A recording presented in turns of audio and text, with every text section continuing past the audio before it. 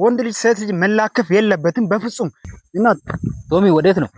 ቶሚ ምንድነው አንተ? እኔ ወጣቶችን አልኩ እንጂ እኔ ምን በቃ ፎራሙ እዛ ካታር። እናት ሰላም ውድ የቶሚ ፕላስ ቲዩብ ቤተሰቦች፣ ቶሚ ፕላስ ቲዩብ እንግዲህ በየጊዜው ለእናንተ ማህበራዊ ኢኮኖሚያዊና ፖለቲካዊ ጉዳዮችን በየወቅቱ ይዞላችሁ የሚቀርብ ቲዩብ ነው።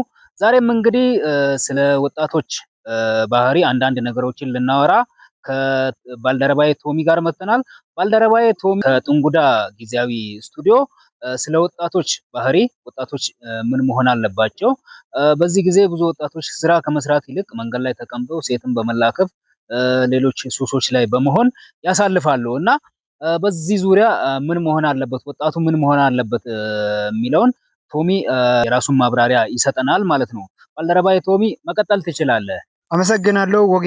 አንተ እንዳልከው ነው በሀገራችን በኢትዮጵያ አብዛኛው ጊዜ ወጣቶች ስራ ባለመስራት መንገድ ዳር ላይ ቁጭ ብሎ ሴቶችን በመላክ ምንድነው መጀናጀን ወይም ሊፊያ እያደረጉ ጊዜያቸውን ያቃጥላሉ። ይህ ደግሞ በሀገራችን በኢትዮጵያ በጣም አስነዋሪና ደግሞ በጥንጉዳ ወረዳ በጥንጉዳ ማህበረሰብ ይህ ነገር ፈጽሞ የተከለከለ ነገር ነው። ጥንጉዳ ማህበረሰብ የራሱ ባህል አለው፣ የራሱ ማንነት አለውና እኔ ደግሞ እዚህ ጊዜያዊ ስቱዲዮ በጥንጉዳ ሆኜ ሳስተላልፍ ወጣቶች በአሁኑ ሰዓት ስራቸው መስራት አለባቸው። ወንድ ልጅ ሴት ልጅ መላከፍ የለበትም በፍጹም። አሁን ሰዓት አላማውና እቅዱን ይዞ መዞር አለበት ወንድ ልጅ።